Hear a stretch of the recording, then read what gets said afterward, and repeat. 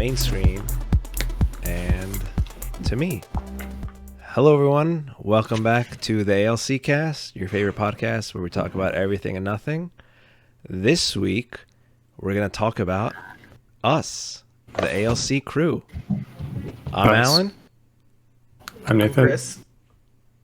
I'm Justin. Welcome, everyone. It's come to my attention that we talk a lot about the ALCast. We don't really talk about what the ALC is, how we met, and how we ended up here. I think it would be very beneficial for our viewers to hear a little bit of history.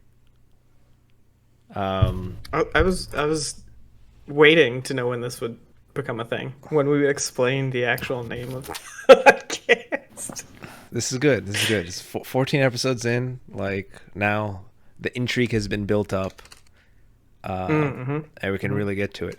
So, ALCast, the ALC stands for Andylan Champs.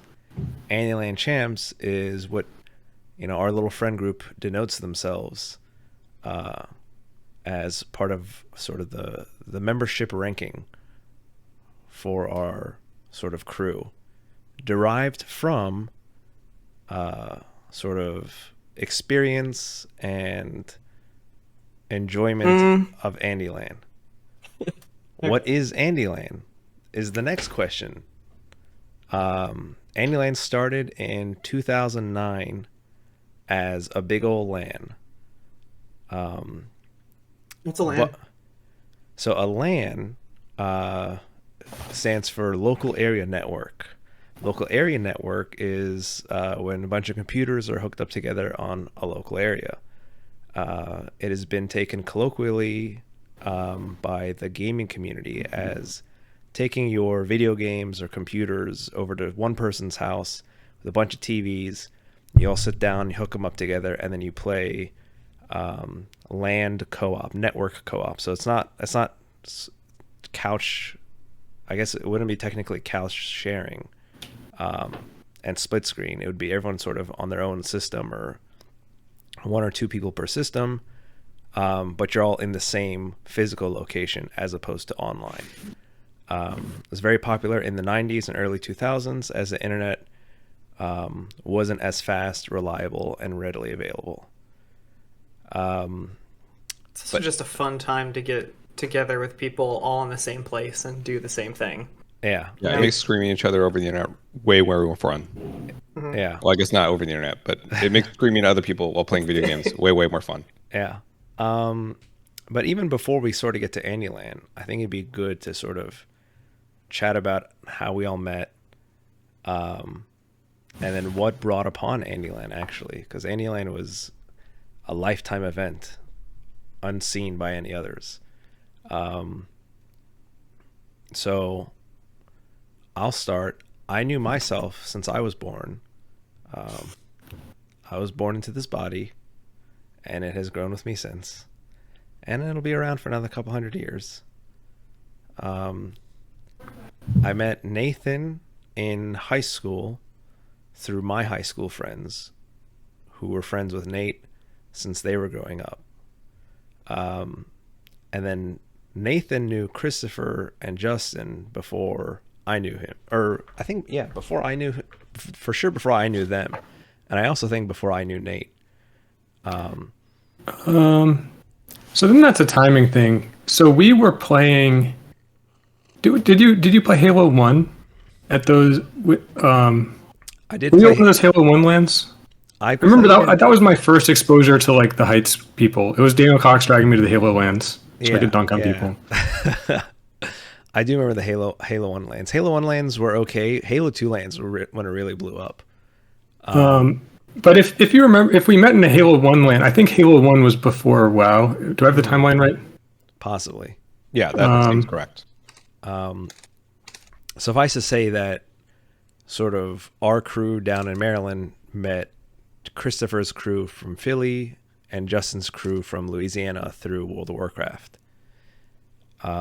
Eridor, yes. That was me trying to reference that Prot Warrior thing. I don't know if anybody caught that. What? Sorry. Prot Warrior? Warrior. Prot Warrior. The guy is that singer from Pure Ownage, right? No. It's the singer of this metal band.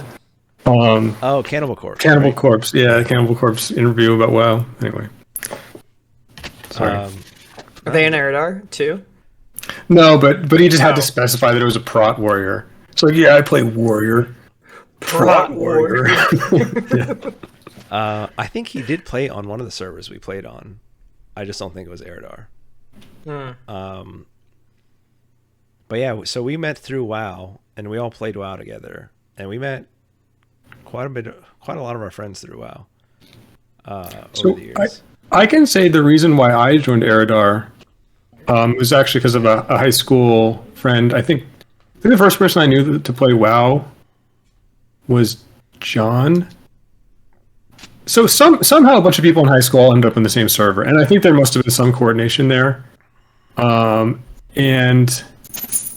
I think Michael. I think there was like Sam, and Michael and John. I don't know. I don't know any of the last names, but the people that played it the most. I think Michael. I think Michael was like level 60 when I was still leveling, so I think he started. Michael definitely played the most. He was big into Warcraft 3, I think, and then it just because he wanted to get what was it called at the time? Grand Marshal. Grand Marshal, yeah. Yeah, Michael played a lot in vanilla.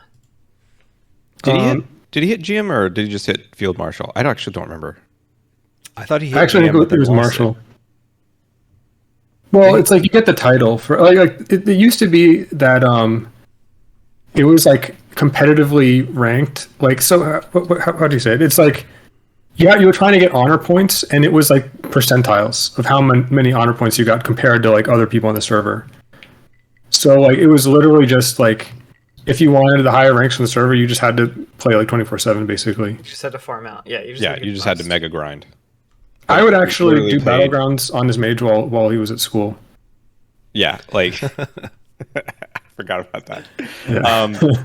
No, like people used to literally pay like Chinese farmers to play for them so that they could get GM just so someone was grinding constantly. It's just about that grind. Yeah, so Michael definitely played a lot. I don't know how our meeting came from emerging because I don't think you guys. Chris, actually, I think. Are you on the wrong mic?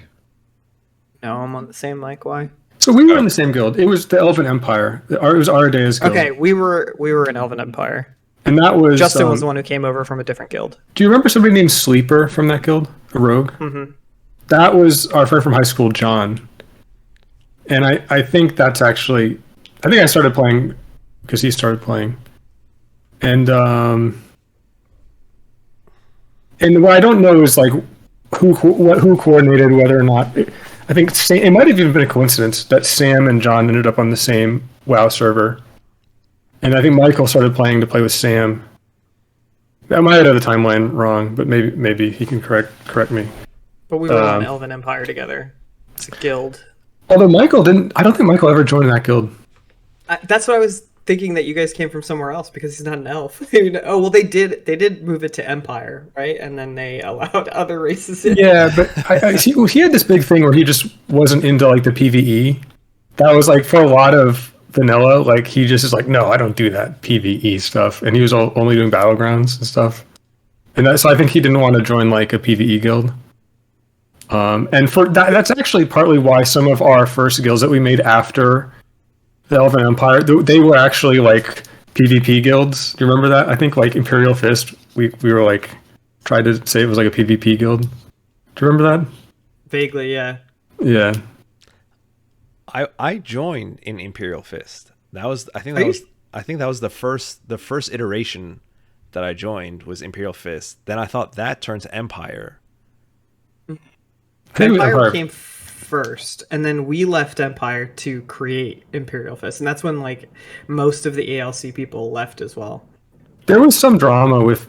There was some. I mean, what the funny thing about that was how much drama there is. It's just hilarious, actually. Do you remember what happened? I know, like the guild leader kind of exploded. Like, yeah, she herself. As a person. Yeah. Does anybody was the what mage, the fuck right? happened? She was a druid. No, she was a druid. She was an elf druid. Yeah. Yeah. Ardea. She was the original guild leader. I remember at one point, like, I was just minding my own business, just kind of just doing whatever I was doing. And there were maybe people talking in one of the chats, and I just wasn't paying any attention. And then Ardea whispered me, and it's like, "Why aren't you backing me up in the chat?" And I was just like, "I have no idea what's going on." Wasn't she a married woman? Am I remembering this incorrectly? No, she was definitely. I don't think that she was married. She was like. She said she lived on the West Coast. I don't know. I really remember. I thought she was awesome. I like whatever drama there was. I don't remember anything that bad. She came back like a few years ago while I was playing. I think it was during Cataclysm, and I talked to her a little bit then too. But yeah, it's so weird. The whole everything just exploded, and I completely forget what the like argument was about. What? Okay, wasn't there some argument between her and Practitioner? Am I remembering this right? Practitioner, wasn't he an asshole? He was a prot warrior, right? I don't know. I think I got along with Practitioner. And that was actually another group of guys. So that was Felipe also went to our high school, and I think he knew Practitioner. I don't think Practitioner did, but they knew each other somehow. So a little backstory here. Felipe, I think he played a rogue called BR Warrior. And me, him, Michael, and another guy would play Halo. And the other guy was Felipe's friend, and I don't remember his real name, but his name on Xbox Live was VIP Slayer. And he'd get really annoyed whenever anybody called him VIP Slayer. He'd be like, "It's VIP Slayer, not VIP Slayer." Yep. So the nickname was Vippy. I think they might have both played on Eridar actually. I don't know if you remember. So a rogue named BR Warrior, and I think they're both rogues actually. A rogue named BR Warrior? I think so. BR Warrior. That was the one. I don't remember Sleeper as much. I remember BR Warrior and Practitioner. I don't think he got to level 60.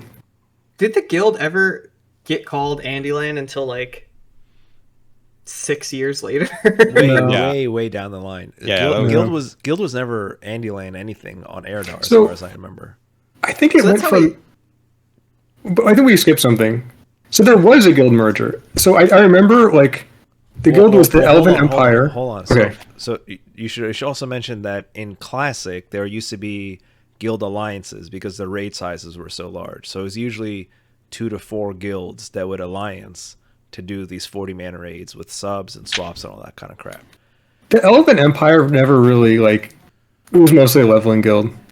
Like, it was mostly I don't know if we ever actually did serious content with that guild. I think that's why the guild fell apart. I think because a lot of people wanted to do raiding content, and I think Ardea very much didn't. Because I remember that guild with her, I remember us doing Zul'Gurub. We attempted Zul'Gurub.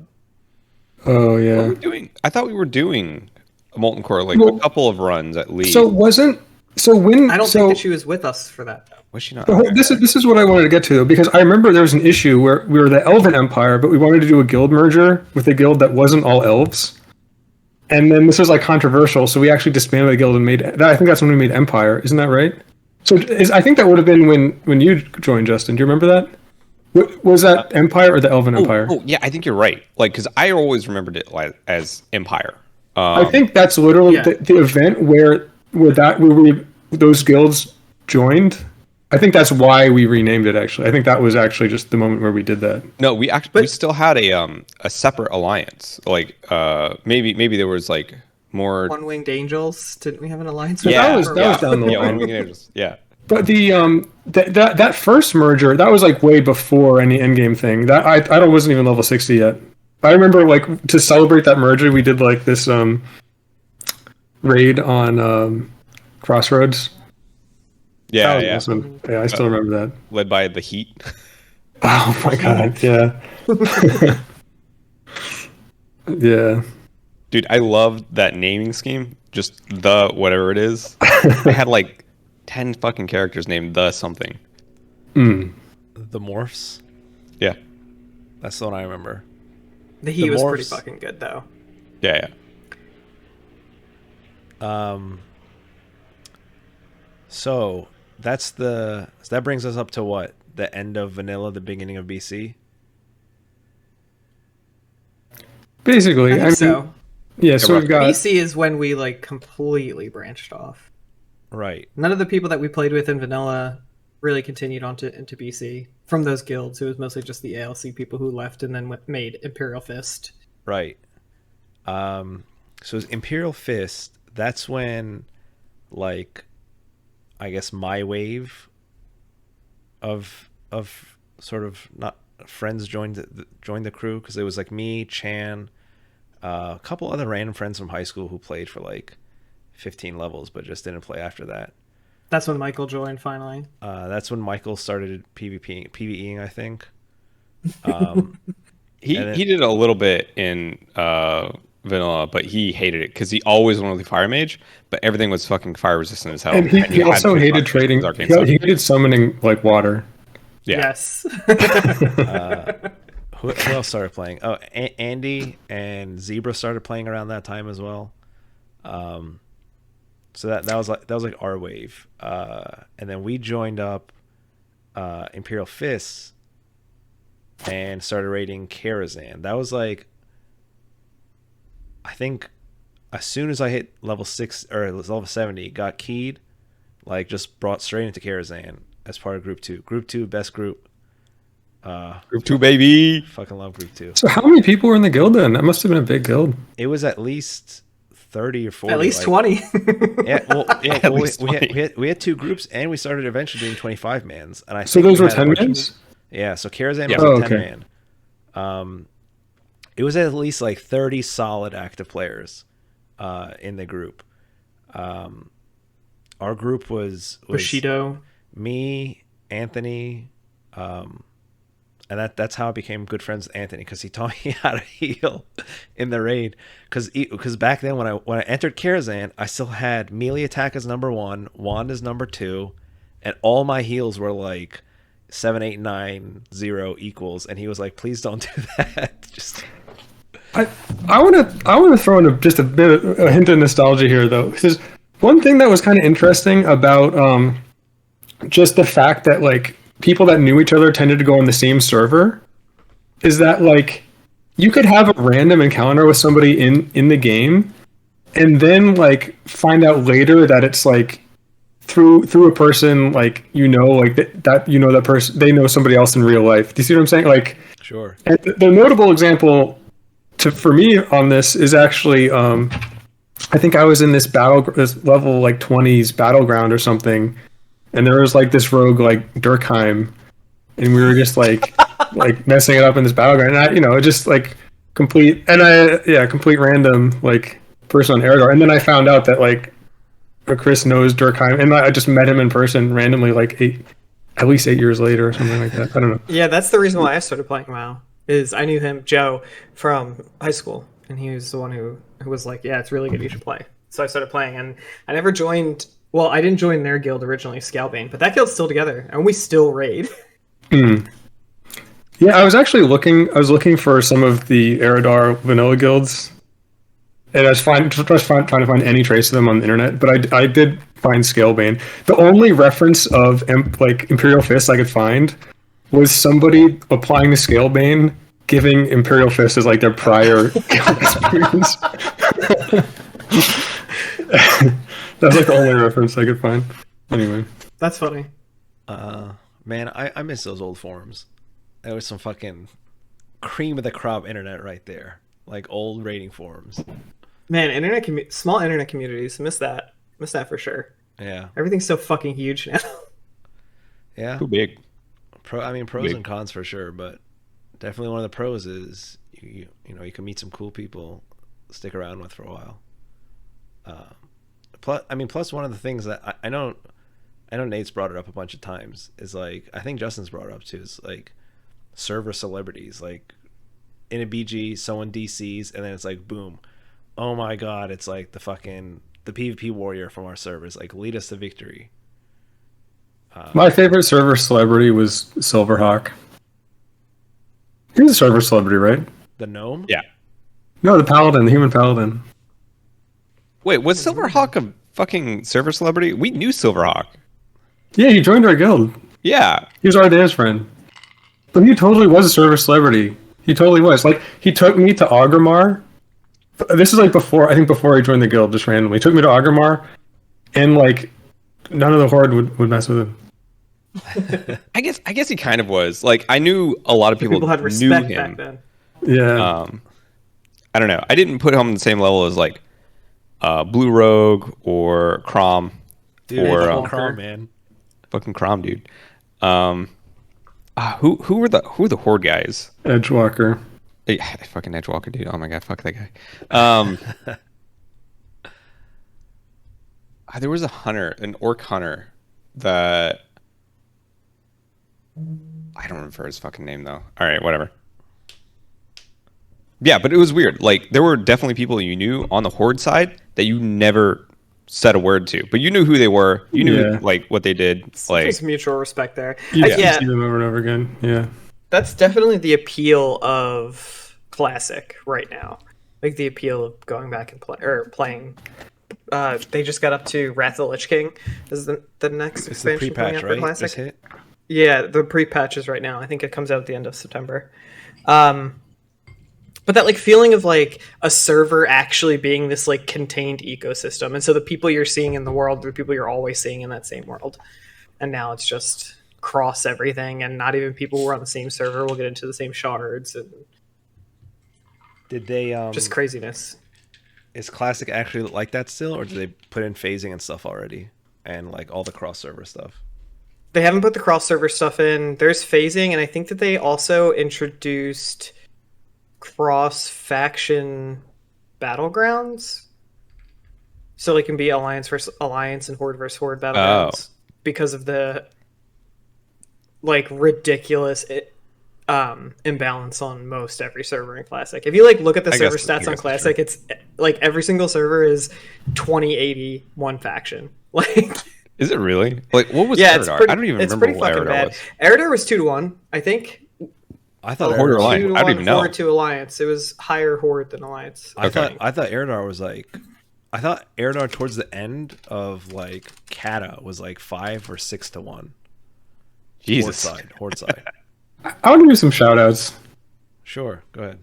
So like, okay, so the guild had four geographical centers. It had like the Philly Center, the DC Maryland Center, the Louisiana Center, but it really also had the Michigan Center, and that's like the one center that like somehow was lost contact. So I think it was like the guys I remember was Fortimus and Ramdar. Yeah, Binalana. Ramdar. Binalana was from New York, I thought. Was he? Okay. But so I always looked those guys in the same bucket for some reason. But they were like core guild members. But I think Binalana was in New York, and then a bunch of the rest of them were in Michigan. We also had like south somewhere, like Tennessee or something. There wasn't there like Horde Slayer and like what's his name? That might have came later. They were in group 2, Horde Slayer and like Goblin Killer. What was the fucking rogue's name? I don't remember. But there was our Fury Warrior and our rogue in group 2. Yeah, Dafer. Was Elsabeth also from Michigan? Darfur? You guys remember Elsabeth? No, Darfur was later.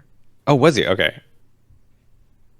Oh no, sorry, El Bareth. What am I thinking? Oh, I almost got the name right. Priest. I don't remember. Actually, I think it was New York, right? I don't know.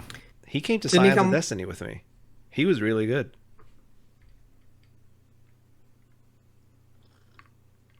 I'm looking at the server statistics now for US servers in WoW Classic, and it's pretty like there's some servers that are just 100% Alliance and some servers that are 100% Horde. The closest you get to a balanced server is one server that's 56-43, but everything else is like pretty skewed in one direction or another. I played for a little while, and I have like friends who still play Classic a lot right now, and everybody just leaves server. Everybody just decides like, no, we're all moving to an Alliance server, and then everybody just leaves. If there's any imbalance at all on a server, the faction that is in the imbalance just decides to leave and go to another server where they can be the overpopulation. That's just what ends up happening. Isn't that worse though? I mean, don't you want low queue times? Yeah. Well, now they have faction versus faction battlegrounds in order to fix that. So you can go an alliance group versus an alliance group in battlegrounds. Oh, okay, that makes sense. Yeah, that was one thing that bothered me. Like, so much time was spent waiting for battlegrounds, and if you just have a completely different experience if you're playing Horde on Eridar. You just get instant queues every time. Like, I couldn't even imagine. Like, you could go farm stuff while you were in queue, like, for alliance. It's interesting because you would think that if it was normal faction versus faction, like Horde versus alliance, that having more Horde would make the queues longer and fewer alliance. Yeah, I mean, does that mean that should we be were how it actually works. imbalanced, or did anybody check? I'm almost certain that there's more alliance on Eridar because, yeah, I mean the queue times wouldn't have made sense otherwise. In vanilla, anyway. The Horde were like better players maybe, but there was like more on Eridar. There was like more alliance.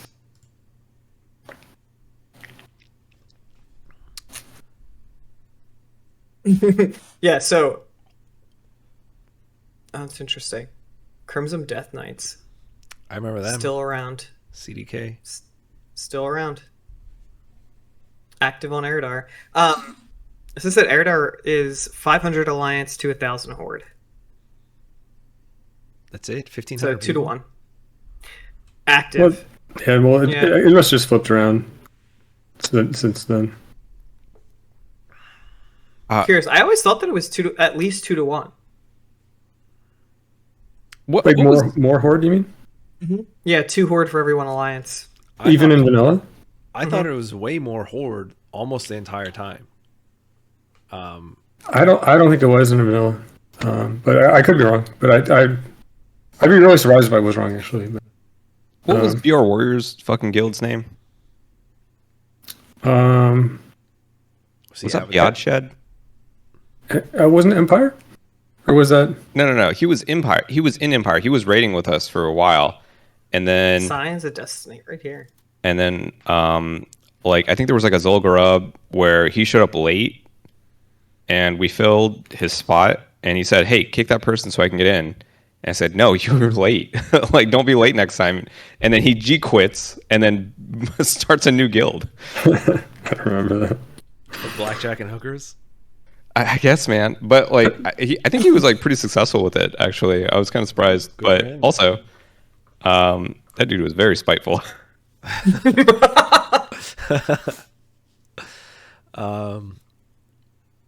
Yeah, man, great stuff. Wow, nostalgia. That's why, very off topic, but this is what every single MMO chases. They chase the WoW nostalgia, and it's impossible. Yeah, fucking everybody played WoW. Everybody was stuck on a server with like 2,000 people or something, and you would run into the same people over and over and over again. Like the people you would run into on the Horde side would be fucking raid bosses essentially, and the people you ran into on your side were either like your friends or they were fucking loot ninjas, and you knew who everyone was. It was really fucking cool. Man, like, does anyone watch Curse Kazad? Yes. Yeah. Oh yeah. They had like a video on how to make friends recently. Yes, I saw. And it's like, yeah, in the old days, like people just made friends with whoever was near, and that instantly made me think of WoW. Like, you just made friends with whoever's next to you, dude. Like, it was fucking great, and now you can't do that anymore. And it sucks. Yeah, well, because I mean, a lot of factors. For me, like, WoW taught me so much of like the basics of like video game, right? Like numbers, collecting shit, dodging shit. Like, I learned a lot of that stuff in WoW, but I didn't know what the fuck I was doing. So I was doing something stupid, and like some random like dwarf comes up to me and it's like, "Hey, you're doing that wrong. Like, join my group and I'll show you how to do it." Those were like the first like random friends I made in WoW, and yeah, I mean it's true. The fucking dude next to me was like, "Hey, you're being an idiot. Do this the right way." Dude, WoW was so good for reasons that weren't actually like WoW at all. Like, I mean, like there were some number things that I learned. Like, I learned how to do a lot of spreadsheet shit because of WoW. I learned a lot of like game shit because of WoW. But also, I learned a fuckload of social skills and like leadership skills and organization skills because of fucking WoW. Yeah. Because that shit was so fucking complicated. I had to do it. Yeah. I mean, it got to a point where, like, I know, like, I was reading some forums, and a lot of people, like, who were pretty professional, were like, so yeah, you know, I put down, like, you know, active member organizing, like, 40-person events, like, every week on my resume.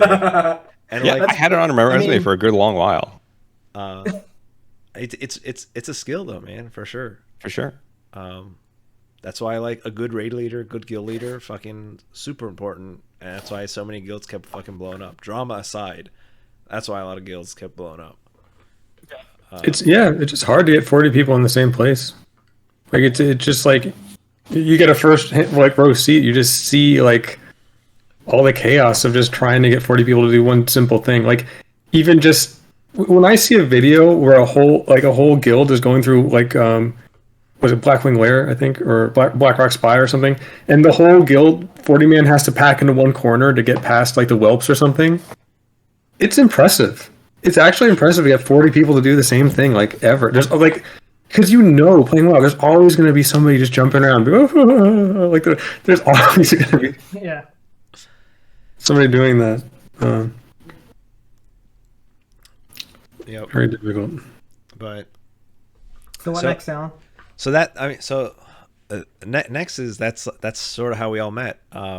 We met in WoW. I want to say 90% of our core friend group, who's like part of like the Andylan friend group, met in BC, or at least has what's the proper declension? Has had met each other by the time we are all in BC. Have had met each other.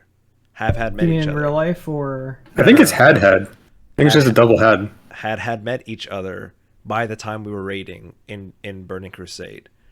I believe we then all played World of Warcraft together for about a year. And I believe Michael and maybe Nathan and some other people drove up to visit the Philadelphia hub at least one or two times. I think they saw a concert with the crew up there or something. We went to Warp Tour together with a few people. Yeah, that seems to ring a bell. And then the first like big event with everyone was I think it was the New Year's party. That was before I knew Andylan. Was like the first New Year's party in Philly. Yeah, my family would throw like big parties on New Year's in Philly every year, and then a bunch of people from the Maryland side drove up during the year. I think the first time it was just me and Michael, and then it was like more people every year. That's true. Yeah, the next time it was like you, Michael, Allan, Andy, and Zeba. Mm-hmm. I have pictures from that year still. As do I, with my fucking weird phone that like flipped, twisted into like 6 different ways to like pretend to be a camera. A fucking 1.1 megapixel camera. But that isn't the inciting event. That's the first Andylan. Yeah. So we actually did. I think we did New Year's like 2 or 3 times before the first Andylan in 2009. So in 2009, Andy's parents they vacation like once or twice a year for a couple of weeks each time. One year they decide to vacation one big vacation for like 6 weeks straight. So Andy, we were all casually like chilling in someone's basement. I think we were all like 19, 20, chilling in someone's basement. Then he's like, yeah, my parents are going to be out of town for like 6 weeks. I don't know. It's going to be me in a big house all alone. And then one of our friends, Tori, was just like, you in a house all alone? I know what we're doing. And he's like, well, what are we doing? He's like, permanent land in Andy's house. So I think we planned for about a month. I went to dinner at Andy's house like twice. I thought everything was on the down low, and Andy's mom was like, and Allan, what snacks should I buy you and all the boys? And I was like, snacks? For what? Fiber One bars, baby. I have no idea what you're talking about. She was like, okay, I'll just get some stuff. And the stuff was mostly Cheez-Its, pretzels, and fucking shitload of Fiber One bars. And a big thing of Jolly Ranchers. And a big thing of Jolly Ranchers. So that first year at Andylan, I remember Nathan and I got there first, and the very first thing that happens is Nathan gets thrown under the bus a little bit because literally it's okay. Before we step into the house proper, Nathan backs his car up into like a support beam in the garage, and that instilled a tradition of house wounds. House wounds, wherein we kept track of all the damage and pain that happened to the house along the years. The craziest thing about that is like I backed up the car a little bit, and then I like opened the door. I was like, I wonder if there's anything behind the car. And I like opened the door, and I was just checking for like objects on the floor, and I was like, all clear. And like somehow the pillar just like didn't register it. There's like, I have really no explanation for how that happened on it. All right, proceed. So Nathan and I got there first. I believe that year, Nathan and Chan were at Andy's house the entire time. I think I was there for about 3 weeks. I think Nathan and Chan were there the entire 6 weeks. But so we got there the very first day. Nathan and I got there and started setting up. I believe the Philly crew was coming down that weekend, and once they came down, I think Justin was flying in, and we went to pick up Justin from the airport. So that first year, what was notable is we were all in college, I think first or second year of college. Andrew had a bunch of friends from swimming that were seniors in high school. They knew about the sort of open house as well, and they wanted to throw parties too. And Andy was like, all right, yeah, whatever. There was one big party with a bunch of, like, I guess then high schoolers. We were like first, second year college people. Everything was fine. Everyone hung out. There was a birthday boy that Anthony tried to strip for. Very aggressively. Very aggressively. Very aggressively. And it really, really pissed off the guy. I think he enjoyed it, but I think he didn't want to admit that he enjoyed it. But such is life. That's why he got super mad about it instead of just regular mad about it. Because he was like, oh no, I like this. Yeah. So everything was going well. I don't remember if was Justin. Were you there by that time for the high school parties? Yeah. Oh well, I was there for one of them. I think Michael got in a fight or something, or nearly got in a fight. No, I guess you were there for the first big one then with the high school people. There was like some shit going on. I don't know. Like, I think some of the high school people were trying to like get some of the Andylan champs to like do something stupid. Andylan champs were trying to get all the high school kids to like fight each other in the backyard. It was a weird game of make the other group do something stupid. But it was just a very rare situation, right? Because it's like it was basically just it was like almost like a state of nature with like two tribes, right? In this like. There are no authority figures. Well, I mean, of course, there's Andy's house. Andy's the authority figure, I guess. But like, there's no like traditional authority figures, right? There's no like, nobody wanted any police, nobody wanted any teachers, nobody wanted any like adults, and so we just had these like two like factions. Like, and Andy's house was like huge, so there's actually plenty of room for both of us. But then like, you just be like peeking around, like, what are they doing up there? Like, I don't know. It was a very. I thought it was an I think interesting a big situation. chunk of us were just like. Nah, we're just gonna keep playing video games.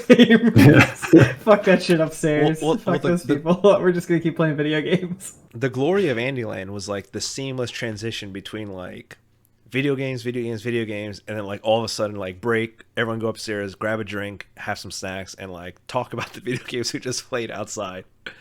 That was a big like a big fun part of Andylan. But. So there was one big party with like half high schoolers, half Andylan champs. Super fun. If not, I guess not uneventful. It was super fun. Second time, I think the next night they wanted to throw another party, and we were all the Andylan champs were out of the house. So we all had like our computers downstairs, like the cats were upstairs, like we had all of our like beers and liquor and stuff upstairs, and. Why were we out of the house? Were we getting food? I think we were all grabbing food and like other snacks and beers and shit. And then I remember Andrew's friend calls him and he was just like, "Hey, like a bunch of us are here. Can we go inside and like start partying? And Andy's like, no, wait till I get home. And then he was like, can we just go set up? And he was just like, fine, you and one person go inside, you can set up, and then like we'll get there in a little bit and let everyone else in.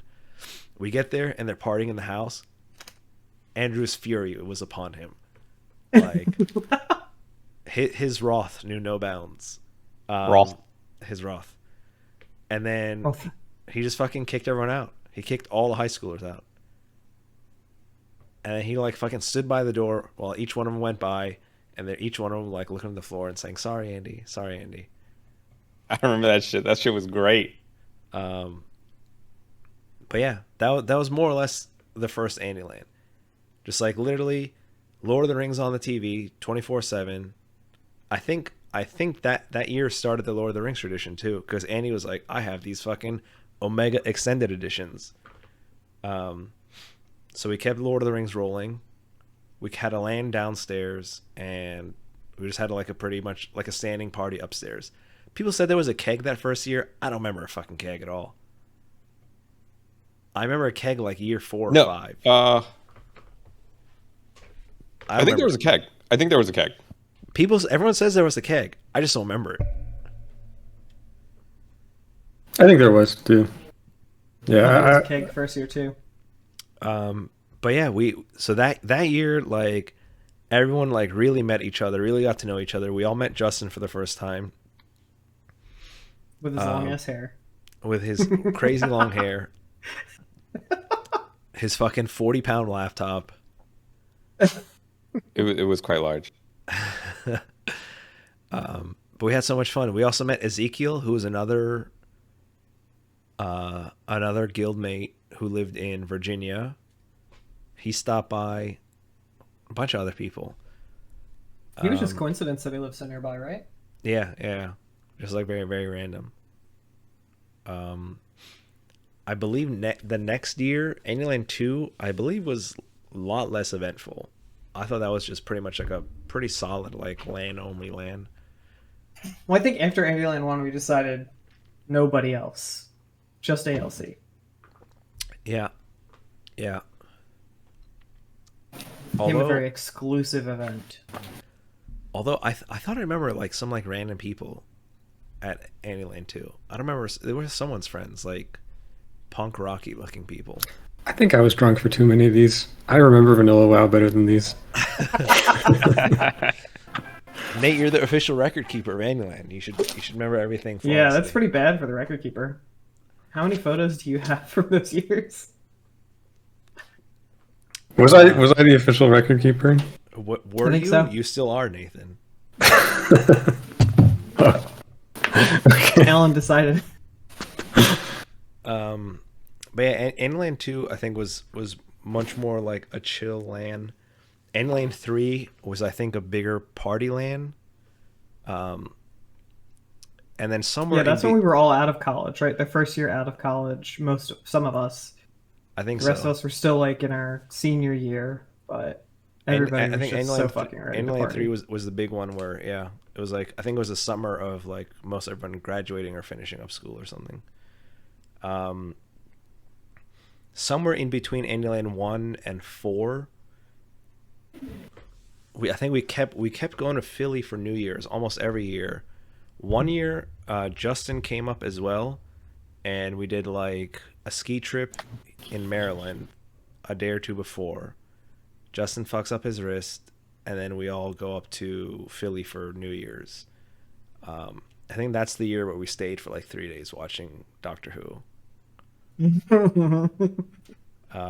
Yeah, that was the year that Justin got a call. Like, Justin's girlfriend called like 20 times, and Michael got so pissed and just picked the phone up at like 3 o'clock in the morning and yelled, "Stop calling!" Yeah, I remember that.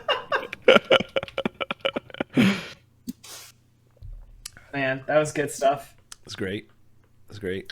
Yeah, I'm pretty sure she's a lesbian now, and I think she's married. It's interesting how that works out. Yeah, pretty much. Yeah, we stopped that. We didn't do that for too long. Once I and Brandon moved down to or into Maryland. We stopped kind of doing that. So somewhere, I think we had like one more year of that, and then there was something that happened to the house or something.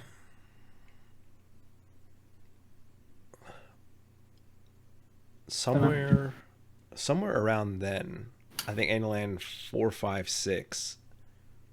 A good chunk of the Philly crew moves down to Maryland. Justin moves up to Maryland, and we sort of cement stronger friendships with some of the other people we were still virtual with. So when I think when you guys all moved to Maryland, I think that's when I introduced Matt into the swing of things, and then he became a good Andylan friend. And then Matt, I think, came and Matt eventually moved to Maryland to do his grad school in DC, and he just kind of stayed. That's around Andylan 6, 7 maybe. So we're kind of skipping like a League of Legends phase here, right? Because we met. So okay. So backtracking a while. So I met Jared in around Tier 5 Burning Crusade, and I played with him through that. Matt met Jared in like Warcraft 3 custom games, Dota, back when that was big. I think probably around the same time. And then when League of Legends happened, there was, I think, Andylan 5. League of Legends was monstrous. League of Legends was a big game for us for a while. Like, because there was a period where I don't think I was playing WoW, but a lot of people were playing League of Legends. Yeah, I think at that point more people were playing League. So League was, so we've had a few Andylan games where it's like, you know, new game or not, like this is the game everyone kind of like gets together and plays Andylan. Usually it was WoW, but some years, you know, different things started moving away from that over time. Yeah. Like there was Warcraft 3 custom games were big one year. Left 4 Dead was big one year. What was it? The Hidden was big one year. Like the Hidden a bunch. There was a tradition where I would suggest playing Uther Party, and everybody would just yell at me, even though they never tried. We played fucking Uther Party one year. It took you like 5 years. It took you like 5 years to even try it. And what happened, Nate? It was boring. Uther Party was fun. No. God damn. and one year it was League of Legends. And so we all played League of Legends, and then that's how Matt got into the swing of things online. Then he started slowly shifting more towards WoW, and then he eventually started moving here after playing WoW with everybody. Where does that bring us? That brings us around like Andylan 6, 7. I think we should go through the different games and share notable. Do you remember that Warcraft 3 custom Stay Alive? We had to build those walls. Do you remember that one? Is that the one where you start in the center? I don't remember where we started. I just remember running around with like a little like builder and trying to build walls and not die. Yes. That was a good one. That was pretty good. Also, there was that one. It was this Unreal mod that Tori set up that I've actually been looking for from time to time since then. It was the one where it's kind of like Left 4 Dead, but it's demons instead of zombies. And third like person, right? And you're in a castle. It's like it's more arcadey. Left 4 Dead kind of has a bit of like a realistic shooter vibe to it, but this one was like more arcadey, kind of more unreally. I thought that one was a lot of fun. I don't remember. It was a mod though. I don't think it was super easy to set up. I do remember it though. That was a good one. And we also played a bunch of Supreme Commander. That one's always kind of found its way back in the rotation. I don't remember playing much Supreme Commander. I remember we played a little bit of like Dawn of War, Winter Assault. And I remember we only had one fucking CD, so you had to download the Dawn of War 1.4 patch and then just like keep taking the CD out and like moving it between computers because that's what we did for Warcraft 3, right? We just had a thumb drive that everybody would pass around. The thumb drive. Yeah, man. CD crack and everything. what else did we play? I think StarCraft 2 was big the first year it came out. But that was mostly big with like Michael and Nathan. I think we had a little bit of Chivalry one year. Chivalry was big one year, yeah. Again, The Hidden was big. League was big one year. I don't think Left 4 Dead at some point. Left 4 Dead 2, yeah. One thing that's interesting about Andylan is that like before Andylan, we actually did a bunch of Halo lands. But for some reason, like there was just a line in the sand on like kind of console. It's like it wasn't about the console games. It never was. It was like I don't know why. Like in fact, I even bought a bunch of Xboxes because that's like the land that I was familiar with, was setting up a bunch of Xboxes. But I'm not no complaints. It's just interesting. Like we never like did like I don't think we ever landed Xboxes. I think most people were used to playing on PC, and so like getting into the controller stuff was just difficult. Because yeah, you guys played a lot of Halo. But I think the Philly people were mostly all PC, or were all PC. Yeah, it was cool that it was like actually like a real LAN more that way. Like the Halo LANs were kind of different. Like I don't know. I think because like it was a bit easier for us to do the Halo LANs. Like I had like 3 Xboxes that I collected over the years at your house, Nate, with like 2 CRTs. You had pretty much like a standing Halo LAN in your basement. I think it's still there, honestly. So it was like, I guess it was less novel for us down here because we were just like, the Halo LAN's at Nate's house, like that, all the shit's already there. But this took more. It's like we had the time to set up something a little bit grander, different. Yeah, it's like a bigger bigger scope. We also always had like some console game upstairs. Like we would have Smash or like Mario Party. Justin would break chairs. That sort of stuff. I'd like Christopher to get back for this next stuff, but so I think this puts us around Andylan 6-7. So this is sort of like at this point we're all starting to get a little bit older, but that doesn't really slow down the drinking. Still go through a lot of drink. I think Andylan 7 was the second year we had a keg. I think there was a shift from like towards drinking games from video games. Actually, I think there was like a progression going in that direction for quite a while. Well, because we'd have like in the first Andylans, it would be like LAN consistently, and then like take breaks to like do drinking games or like watch something. But later on, we would like schedule and just be like LANs during the day, like drinking games at night.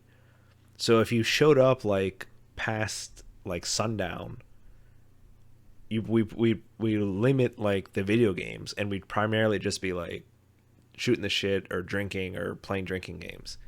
But then like that would sort of like revolve back into like playing a LAN from like 2 to 6, and then people would crash like super late. I would always crash super early, and then I'd wake up at like 8 in the morning and start cleaning. But that was sort of the cycle as we got older. As we got like really older, I think like the later Andylans, we would actually just do like none of the above and just like chill on the couch with some drinks and like watch a movie.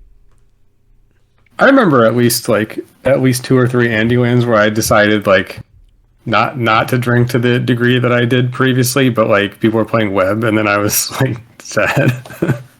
That web was really, that was like the one. That was when people were playing web. That was like I don't know. I shouldn't talk like I was like an alcoholic. I shouldn't make light of that either, because that's something people really deal with too. But sure. Yeah, it's like I just didn't want to drink like a lot. You know, I could maybe like drink just a little bit, but if people were playing web, like I don't know, that web was really fun. I missed it. Web was super fun. I missed that game. I want to buy that table from them so I can have a table to play web on. That was a fucking great web table. So really, much of it was solid. Like, the bounce. It's like we couldn't recreate the bounce, right? It's like the corridors need to bounce a certain way. Like any other table was shit. Every other table was shit. That table was honestly pretty perfect for quarter bounces. Yeah, kind of insane. And we had no idea. We thought it was just a table, but we just had like the perfect table. Yeah. I mean, I don't think I think the Andylan champs are pretty good about like not pressuring each other to do stuff. Although there was a very strong emphasis of just like, you're here, you might as well just drink to your heart's content. A little bit, yeah. I mean, people would like volunteer. It's like if somebody was really getting like, first of all, I mean, we did have a standing policy. It's like, you know, if you got, it was just a game. Like if you got like webbed a bunch and you couldn't drink it, you didn't actually have to. And then typically people would like volunteer and that kind of thing. But like, I don't know. It's just even if the rules of the game don't compel you to do it, it's the kind of situation where you're just sitting there and you're probably going to drink a bit anyway. Just sure, that's what's going on. So sure. But yeah, man, drinking games were a big part of it. Honestly, like the best part, and there's like memes about it. People like post memes of like that fucking exact patio furniture that we had. It's like someone would post a meme of like that patio furniture with like those chairs and that fucking umbrella, and it would just be like the most real conversations of your entire adulthood were taken like around these pieces of furniture. And it's true, man. Like we had some fucking great talks in that backyard at like 3 a.m, and somehow no police, not fucking once, not once in like a decade did we ever get the cops. Didn't cops show up for the high school party a little bit? I do kind of remember that. I don't have a clear memory of it though, but I do kind of remember something like that. Yeah, I think that was like the one situation. It doesn't make any sense because that first year I literally lit off fireworks in the middle of the street and nothing. I got a ticket for my car being parked the wrong way. Yeah. Well. Yeah, I think a lot of people got tickets for that. It was really funny. I thought it was just me. I think there were multiple, right? Am I crazy? I think it was Nate and maybe Ben, but I think Nate got the first one and he like signaled the warning flare as like or maybe it was just emphasized like, hey, you're gonna get fucking ticket. Go park your car. Yeah. But yeah, so that brings that's drinking games, outside conversation, very little board games actually. We didn't do like almost any board games or like D&D or anything. And there was like every year it was constantly just like, yeah, we'll do like a big like D&D night with like one shot or something. Just fucking never happened. Yeah, never happens. Never. Which would have been hella fun, but didn't we play Roll20 one year? Am I imagining that? I don't think we did a Roll20 at Andylan. I think we might have had like a D&D campaign with like I don't remember who would have been, but maybe some people virtually, and we did like maybe one campaign at Andylan, like one week of rounds or something. But it was just not a conducive space for playing games like that. There was like always 10 people there, and everybody was half drunk or fully drunk. I mean, that sounds very conducive to D&D. I don't know. Maybe I'm wrong. I mean, I think you have to have a specific group with a very specific like wrangler of a DM who could like control those people. Yeah, I suppose. And I don't know. It sounds pretty hectic to do it with like more than 5 people in that environment. And it's especially hectic to do it while there are other people sitting around who aren't playing. Yeah, just that's like interjecting and stuff. I don't think we ever did like trading cards or like I think Tori. We did Magic a few times. I think we did like a. I think because I got that cube. We did the cube once or twice. I think Tori did. I think Tori brought Warhammer one year, but that's about it. So that brings us to Andylan 7. That cube reminds me of something, but I don't know. Not necessarily the right form, just air old grievances, right? I don't know. Grieve away, Nathan. What's on your mind? Go ahead, Nate. I want to hear these grievances. So Tori made a cube system for drafting Magic cards, which I completely support. It's like if somebody wants to organize the cards and get people involved, do events with the cards. I donated like lots of cards. I think the cube was, I don't know, maybe I'm wrong, but my sense was the cube was mostly my cards because I think I donated like thousands of cards, and then Tori moved to Seattle, took my cards. What the heck, man? So you donated them, like. And I donated them for the cube. It was like for us, for the group to play. Well, Nate. No, I didn't donate them for like perpetuity. Anyway. Yeah, all right. I mean, things are cyclical. All right. When Christopher moved, he gave me like a shitload of Magic cards, and I have them right here. There you go, Nate. You can have those brand new Magic cards for you. Here, nice. I have them right here. I actually sleeved them all. I put them in a big box. So these are like extra Yu-Gi-Oh cards, but I have like 3 of these filled with all those Magic cards. I sleeved them all. So, like, funny story. There's probably enough stuff in there to do some sort of cube with. This is a little bit embarrassing, but my when I was a kid, teenager, I guess, my mom organized my Magic cards. She put them in binders by color alphabetically. That sounds exactly like something your mom would do. 100%. So after I donated the cards to Tori, like, he took them all out of the binders and organized them by set. And I was just so confused. I was like, why would you do that? I can't find anything. I don't know. Hey, you need a lot of people organizing stuff. I remember I had to organize your desktop because it was fucking gross. All your icons were all over the place. I made everything perfect and in order and pristine. Remove that folding divider behind it, Nate. No.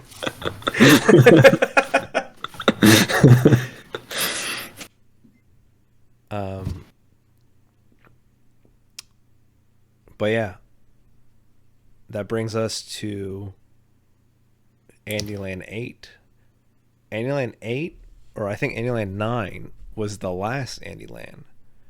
And that was Andylan 2019, I think, right before the pandemic. I thought we made it to 10. Yeah, we had one at my house one year because Andy's parents like didn't go on vacation or something. Yeah, and if we started in 2009, then we definitely made it to 10. We made it to 2019 for sure. So we did make. COVID was the first thing to stop Andylan. Yes. Unfortunate, but I guess such is life. But yeah, so in addition to like all the like landing and Andylan and stuff, over the years, it's grown to something a bit more mystical, if you will. Wait, can we talk about the offshoots? We did the D&D podcast for a while. Well, okay, so were you part of that? Andylan, Drunkards and Dragons? Yeah.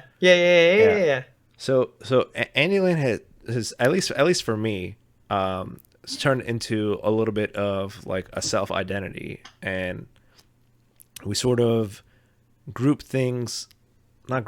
sort of do things with each other and just brand it as, you know, Andylan X or ALCY, hence ALCast.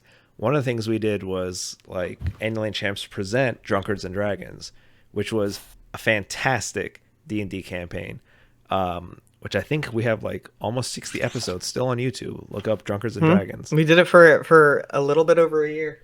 I can't believe we actually did that for a whole year, man. It was awesome. YouTube's probably the best place great. to find I liked it. I liked it a lot. I'm shocked. We switched to video at some point and moved over to Twitch. Yeah, we switched to video, moved over to Twitch, because we were doing it in person, and then I moved away to go to law school, and they were just like, yeah, we'll keep doing it. And then we switched over to Twitch and like Roll20. But it was a lot of fun. It was a lot of fun to do it in person. It was a lot of fun to do it virtually. What else did we have? We had Drunkards and Dragons. I remember we tried to set up like a gaming channel called Bear Mini Games, which I still think is a great name. I hope no one steals it, but okay, sorry, what was the name again? Bear Mini Games, and our mascot was Little Bear. Yeah, Bare Minimum. Oh yeah. I think that sounds familiar. Yeah, it's a little bear in a chair. I don't know if that's still around. That might still be around. I think there's like a YouTube channel for it, maybe. Let's see. I have a folder full of like ALC concept art that I did. We did. Yeah, this one you were screwing around with Cinema 4D, right? Yeah, Cinema 4D, dude. What a fucking heavy program. Jesus Christ, that thing needed a lot of juice. But I did. I also did like ALC splash intros, which we ended up using for. We recorded a lot of WoW raiding in Mists of Pandaria, and I ended up doing like some of like the splash art for like the intros and stuff. It was awesome. It was awesome. I really like doing that stuff. Mists of Pandaria was probably my favorite expansion, just because there were like several speed items that stacked, and I just got to go so fucking fast. I'm talking about like 1100 speed, like 3 times as fast as like an epic mount. Like that shit was amazing. Like you just ran BGs and it would be crazy. Like you would get all the way across the field into their base, grab their flag before they even like reached like midfield, and like it was insane. I got so many fucking angry DMs from level 1 alts every single game. It's fucking great. Never got banned for it. Never got in trouble for it because it was all totally legal. That was in the fucking game. They put that there. Fucking amazing.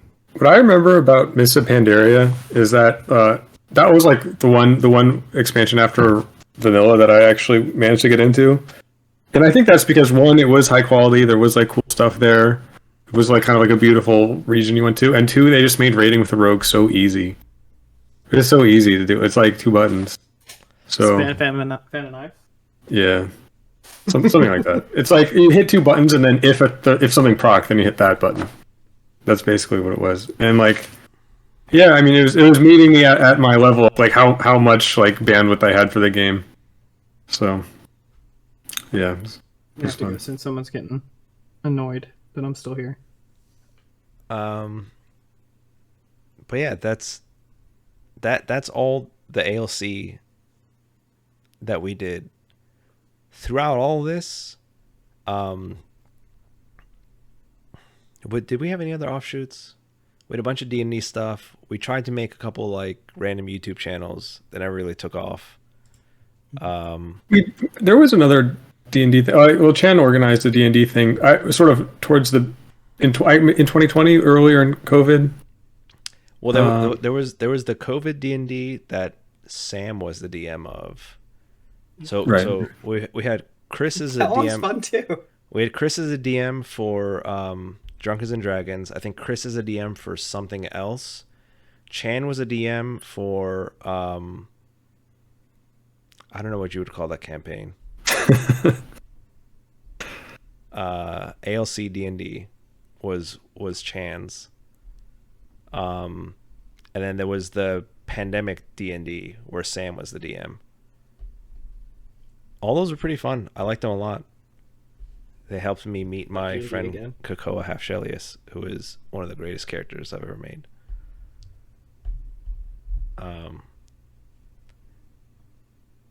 Throughout all this, Andylan eventually developed some mysticism. We have found in it one of our many prophets of this world, Danya, who is a mystical space shaman. And we've all praised Danya. I think we've all developed more as people, as men, and of course, spiritually as avatars of Danya. She has graced us with many, many powers. So what's next, Allan? What's next for ALC? Well, next for ALC is the ALCast, which we've been doing for a few weeks. I'm proud of everyone for the consistency. I think it's been pretty fun to just hop on here as close to every week as we can and just shoot the shit about random stuff. I think it's pretty fun. A few of us want another D&D campaign. I think the people that want a D&D campaign don't presently have one, and so a lot of people have that sort of itch. What else? Do you think there's a game that can bring Andylan champs back together? No. Is there a digital space to bring us all back together, like in the same game at the same time? No. In the same game, maybe. At the same time, no. Unless it's another MMO. I don't think everyone's just gonna get on another MMO. Me and Daniel are probably going to be playing Homeworld 3 as much as possible.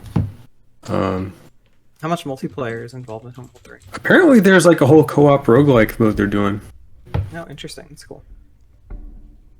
I think the Andylan digital space is just like Discord now, to be honest. That's like pretty close to like the only space we're all going to be occupying simultaneously.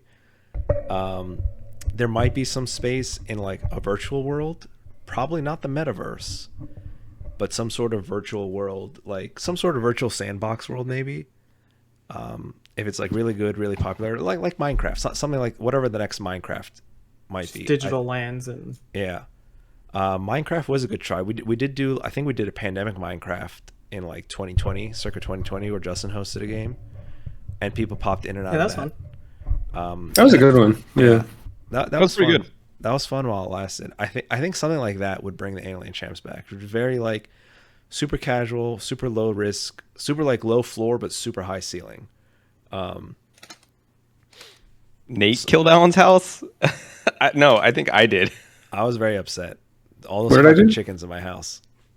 Yeah.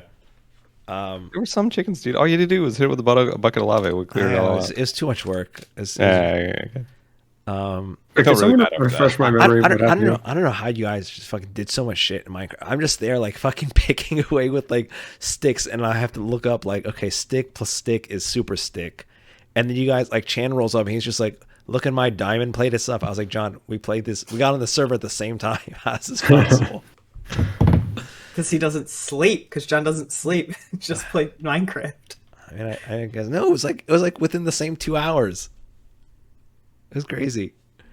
There's supposed to be a new game called Everywhere that's coming out. That's supposed to be very. It looks super interesting in a Minecraft kind of way. Sure. I think something like that can bring the Andylan champs sort of back together in like a gaming digital space. I think growing up,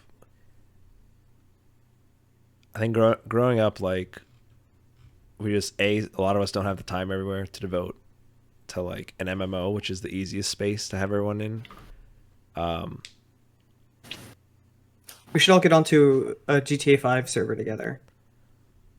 Role playing. We should make a crime syndicate called Andylan Champs, and we should take over the entire server. Sure. Yeah, role playing a GTA 5 server. That would actually be pretty cool. I'll look into that. How about we do an IRL streaming adventure in Japan? I'm down for that if we can plan it for like late 2023 or early 2024. I don't know. That's a thing I've seen people do on Twitch. I actually get excited if there's like some group of like streamers that I know, and they do like a trip to Japan. Like, I don't know. Like, I guess really what it was like it was like some of Rekful's old streams doing that in Japan were always like really good, very very vibey. I don't know.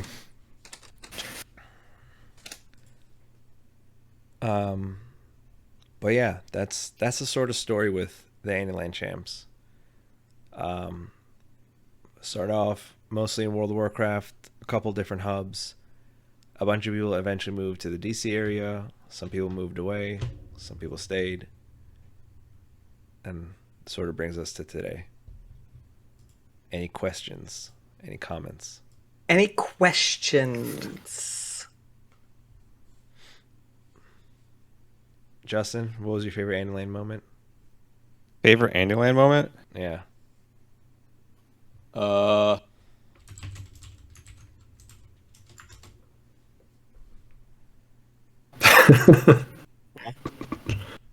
picked one.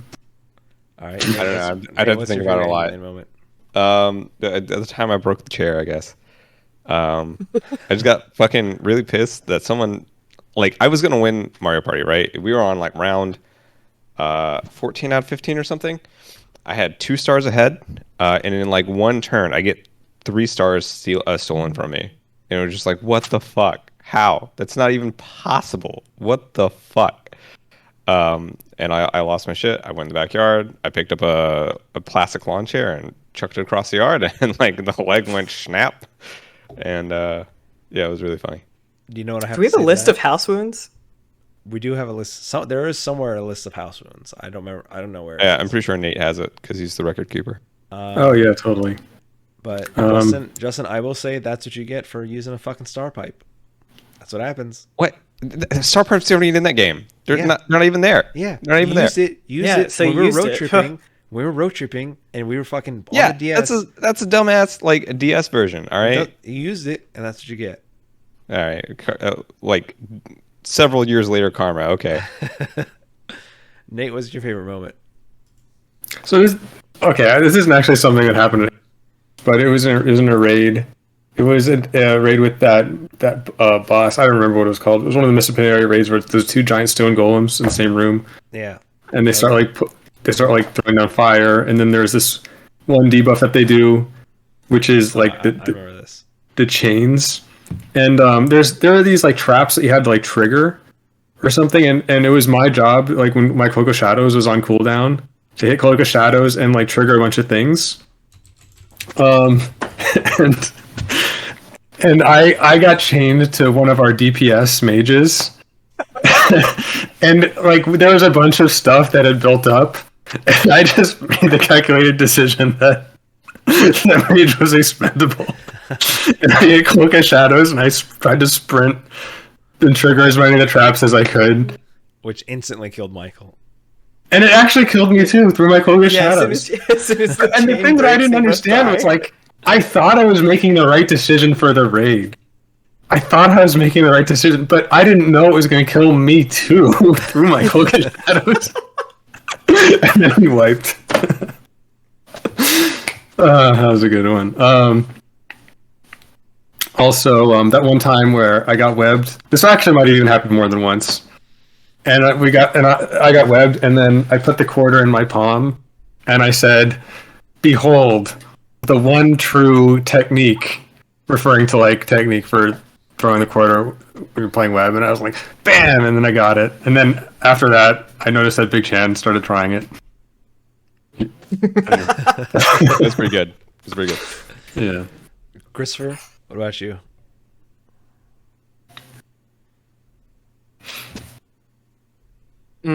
I really like Justin throwing the chair. That was pretty funny. Pretty funny. Yeah, I don't know. I think that might be it. I don't know. I don't really have like a specific favorite moment. I think that, like Nate, I was just too drunk for most of Andylan to remember anything that happened at night. It was just done. The backyard wrestling was pretty sick.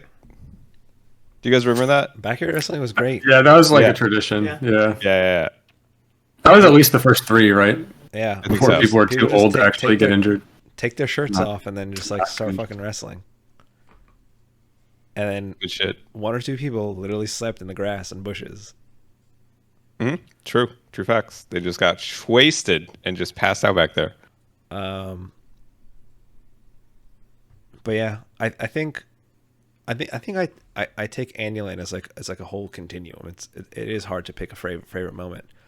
But I did enjoy the one year where we were cleaning up and everyone just dog piles on top of Michael. There's a theme within these moments. Sadly, it seems we might have almost killed Michael, but it was really funny. No, I actually feel, in hindsight, I feel pretty bad about that. That was a lot of like it's actually dangerous. While I don't take it lightly, Nate, and I do understand your point, it was also hilarious. Well, he lived, I guess. So there's could have been worse.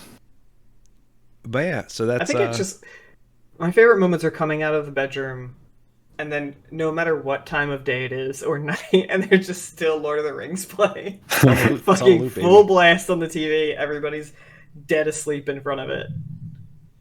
It's on. Oh yeah, no, that's a good point. Just like randomly being asleep somewhere in that TV adjacent area. Yeah. Yeah. And then just hearing da da da da. Yeah, you know what time it is. You know it's time to fucking go. Yeah. I guess seeing Andylan again. No, there's something to say about that, because I think the real special thing about Andylan is like the moment where it's just like you stop trying to manage the fact that you're there. Does anyone understand what I'm saying? It's just like there's like a spirit of it. It's like I don't know, maybe it's like an introverted versus extroverted thing where like people might be getting drained by being extroverted because they feel like there's a lot they have to manage. But there's like a moment in Andylan where you realize you just don't have to do that. Am I making any sense? I don't know. Yeah, didn't need to be managed. There's just a vibe, right? It's like a lot of the Andylan champs are introverts, and a lot of them are like extroverted introverts. But everyone, the idea of that is that like when you need to go home to recharge, but just like the atmosphere of Andylan isn't draining upon like the introverts, and like everyone can be, I guess, not their extroverted self, but like don't have to worry about their introverted batteries draining. Yeah, there's like you could always just like go and put your headphones on and sit at your computer. Yeah, I could just go chill and play Path of Exile for 8 hours, and nobody will fuck with me. You could just be great. All right. And actually, player games at Anyland, just chill, play a game with my headphones on. One factor that actually contributed to that was, I think, the fact there was enough bathrooms to not feel any kind of pooping time pressure. I think that showers too. People actually took showers, which was nice and not common in LA. Mm-hmm. Yeah. Good Anyway, that is Andylan. That is our heart and soul. It's what fuels us and gives us our power to transcend time and space. I've got nothing else. If anyone has any last Andylan thoughts, feel free to drop it in. If not, what's everyone been doing? Uther Party was actually fun. Thank you, Nathan. Your point has been duly noted. Excellent job, Nate. Anyone been up to anything interesting? I have not. I've just been same old, same old. I've been messing around with the transcript from last week, trying to run it through like GPT-3 and these like image generations. So, like, I actually kind of got it working, but like I just don't know what the hit rate for like. So what I got is like I've got a section of transcript going to like an image. I've got that working out, but I don't know what the hit rate for like the image actually being at all. But I'm curious to maybe try it with a new transcript, because I'm kind of like, that one's too self-referential, like with the AI stuff. So maybe this one will be better actually. I'm interested to see that. I've been watching Sandman, which is very good. You should definitely check it out if you haven't. It's a cool ass show. And trying to find a game to play. I'm having a hard time bouncing between a lot of things. Final Fantasy VII Remake. Started playing Yakuza 0, which is so fucking weird. And Destiny Season 19? 18? Season of Plunder. But yeah, other than that, just working. Justin, anything? Have I been doing anything? I've been screwing around with AI art. I made AI art of Andylan, kind of, sort of. It's basically just like Andy in the foreground. That's like gonna be a thumbnail for this thing. Yeah. Cool. But yeah, I'm really glad I got my 3080. Apparently there's a new training of the Stable Diffusion 1.4 weights that's been trained on like anime stuff. So I might screw around with that. 1.5 is supposed to be coming out in like 2 weeks or something, but I already played around with it on Dream Studio, and it seems like okay. Are those like available for torrent? Is there any like illicit means of getting 1.5? To 1.5? No. Maybe there are, but I don't know where you would find them. Yeah. But I mean, they'll be out in 2 weeks. Until then, you can screw out with the anime trained ones. Yeah, I've been actually trying both Dolly and Stable Diffusion. Can you run Stable Diffusion? Not Stable Diffusion. Can you run Dolly locally? No, it's just the API. In fact, there isn't even an official way to programmatically do it, but I found this like hack workaround. Somebody had published this like repo with the client, and you just have to like go into your browser traffic and like pull a token out and throw it into like the client, and then it can work. But yeah, it boggles my mind that like they don't actually support an actual API to use it. It's like they just want people clicking in that browser, and that's it. Yeah, I mean, I guess it's the only way to monetize it, right? No, they monetize API. Like I've already paid them like $60, but there's no way I would have done that if I hadn't been able to get the API to work. Like I'm not going to sit there and click for $60 worth of calls, but I will try to animate like illustrate the podcast stuff. Yeah, I'm interested to see what it's going to look like. Wait, so what do you need the double GPU machine for? It doesn't even work. Like I can't get it to work on that. Oh, like I'm not using that.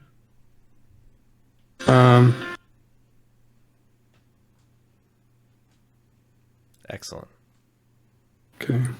Well, on that phone call, I think we'll end. Okay. It's been real, everyone. Thanks for listening to us talk about our history of friendship and Andylan. Next week, Justin's going to have a spicy little topic. Until then, Great. It's been real. Goodbye. Bye. bye. Bye. Bye. Bye.